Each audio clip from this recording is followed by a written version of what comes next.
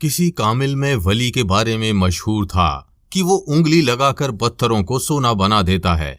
ये खबर उड़ती उड़ती किसी इंतहाई गरीब शख्स तक पहुंच गई और वो धक्के ढूंढे खाते खाते उस वली तक पहुंच गया।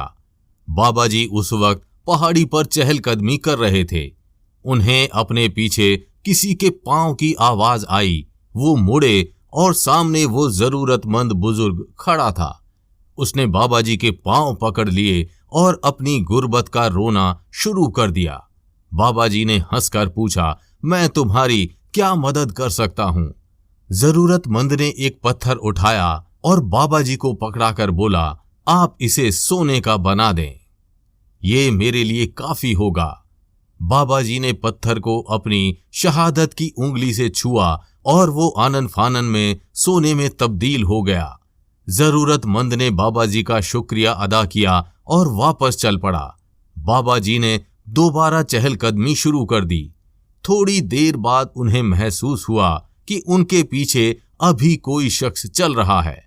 उन्होंने मुड़कर देखा तो वही जरूरतमंद उनके पीछे खड़ा था।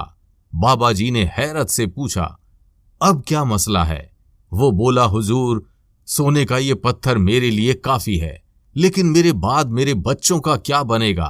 आप थोड़ी सी मजीद मेहरबानी फरमा दें ताकि मेरा खानदान भी खुशहाली देख सके। बुजुर्ग ने रास्ते के साथ मौजूद चट्टान को छुआ और वो चंद सेकंड में सोने में तब्दील हो गई।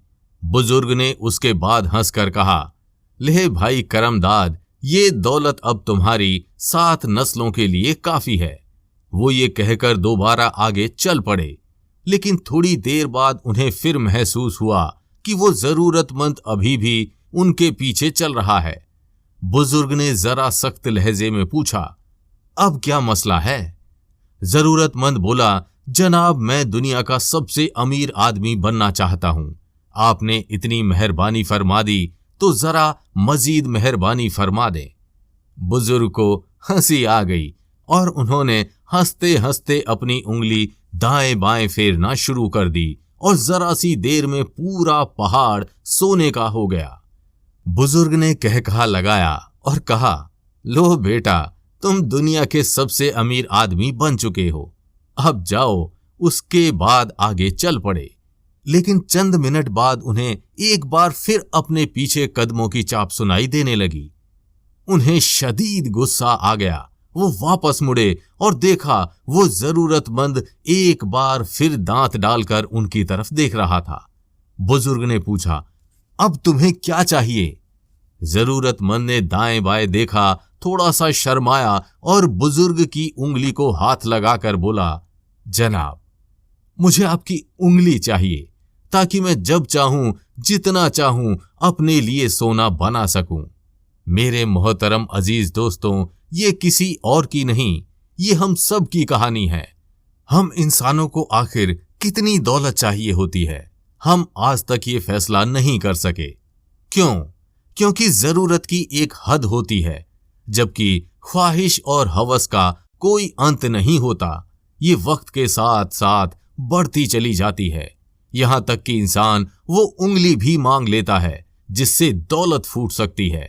लेकिन सवाल ये है कि क्या उंगली के उसूल के बाद ख्वाहिश रुक जाती है? जी नहीं, ये यहां भी नहीं रुकती, ये इसके बाद भी आगे बढ़ती रहती है, यहां तक कि इंसान खत्म हो जाता है। इंसानी तारीख का सबसे बड़ा सबक ये है कि हम आज तक अपनी ख्वाहिशों का तखमिला नहीं लगा सके। ये इल्म उतना ही होता है, ताहम इंसान अपनी जरूरतों का तख्लीमा जरूर लगा लिया है, और ये तखमीना है $65,000 से लेकर $95,000 सालाना तक। यानी आप अगर दुनिया के वाइज सुपर पावर कम रिहाइश पजीर हैं, आपका खानदान 4 अफराद पर मुश्तमिल है और आपकी आमदनी सालाना $65,000 से $95,000 है, तो आप 5 स्टार जिंदगी गुजार सकते हैं। आपकी फिर कोई ख्वाहिश अधूरी नहीं रहेगी। आप घर, गाड़ी, खुराक, इलाज, बच्चों की तालीम और साल में 2 मर्तबा छुट्टियों की सहूलियत एंजॉय कर सकेंगे। आप इसके बाद दुनिया की किसी नेमत से महरूम नहीं रहेंगे। माहिरीन का ख्याल है कि $95,000 सालाना के बाद दौलत की कोई अहमियत नहीं रहती। ये सिर्फ फिगर अकाउंट बनकर रह जाती है। लेकिन सवाल ये है कि लोग इस अदफ के बाद भी इंतहाई खौफनाक, मायूस और दिमाग जिंदगी क्यों गुजारते हैं? हमारी माइंड चेंजर कम्युनिटी ने इस पर बहुत रिसर्च की। इस रिसर्च के बाद मालूम पड़ा कि हम में से ज्यादातर लोग जरूरतें पूरी होने के बाद उंगली के पीछे पीछे चल पड़ते हैं। ये हवस में मुब्तला होते हैं और दाएं बाएं देखे सुने बगैर दौड़ पड़ते हैं और आखिर में दूसरों के पांव तले कुचले जाते हैं और यूं जिंदगी का सफर खत्म हो जाता